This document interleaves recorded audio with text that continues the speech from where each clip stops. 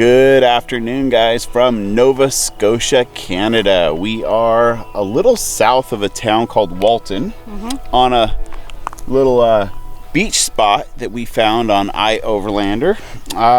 Today's video is just going to be a little bit of a discussion about how necessary is it to have four-wheel drive when you're RVing.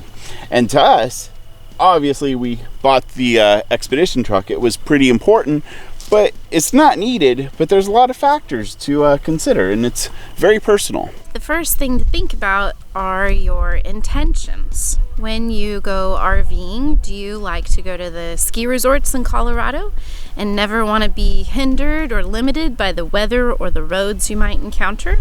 Or do you plan on parking your rig in some beautiful location where it's warm and sunny all the time and staying in one place for the year? It's something that you have to think about and decide, this is the way I want to spend my time in the RV, and so I do or don't need these specific capabilities. It's just like choosing things that are on the inside of your rig. Do you like to watch television? Do you need 3 TVs, or would one do you just fine? So I also want you to think about it as an insurance policy for those what ifs and just in case. And here is a perfect example. We pull down to this little area here.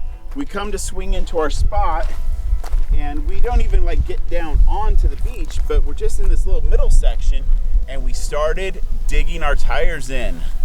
So simple enough, lock the hubs, push the button, four-wheel drive, we got ourselves unstuck. And that right there is valuable. Even though four-wheel drive does come at a price, it's gonna mean a little more expensive vehicle. I guess you could consider it also more that could potentially break. It will also hinder your fuel economy. So we really like having four-wheel drive now as an insurance policy. Another factor that played a role for us in choosing four-wheel drive is that sometimes we play the role of snowbird. Maybe you do too. We still maintain a home in Alaska. Sometimes we like to go home for summers. Sometimes we don't like to leave by the end of September to get to the lower 48. Or maybe we want to come home before the end of April. And in a regular RV, we were never able to do that. We are locked into a certain date and time frame for departure and return. If you still maintain a home somewhere in the north where it's cold and wintry, then it just opens your options. Maybe you want to stay home for the holidays, and then in January leave and go somewhere warm and sunny for a few months. If you have four-wheel drive, you don't have to worry about what the road conditions are like. Four-wheel drive and RVing comes in many different forms. Probably one of the easier, more common ones would be a four-wheel drive pickup truck towing a fifth wheel or a bumper pull trailer. But you can also, if you want to have a little bit more of an adventure side, take advantage of a slide-in camper. Those Lance, Bigfoot, they're very four-season, winter capable, and some of them even have 3 slides now and have a heck of a lot of real estate. So a full-size, 1-ton truck with four-wheel drive and a slide-in camper is a very good option. Sprinter vans, they have four-wheel drive as well.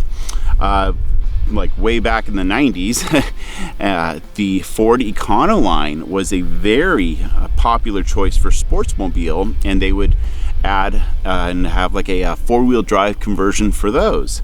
I do know that same conversion for a sportsmobile van could also be done on a lot of Class C motorhomes. Now, whether it's worth spending the money on the conversion to fix up a Class C motorhome, that's all up in the air. I do know that Freightliner, if you go to a big Super C, there are some companies out there that will do that as well.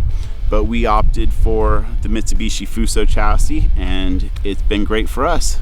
Hopefully this helps you in your decision-making process. We've given you a little bit of food for thought, and of course this will probably cause you to think of other things you hadn't thought of before. I just kind of thought of one more. How much do you like humans? Me personally, I don't know if I like humans all that much, even though I am one. Select few. Yeah, but four-wheel drive gives us the option of getting further away from humans and getting, a little bit more at one with nature while we're overlanding in this vehicle.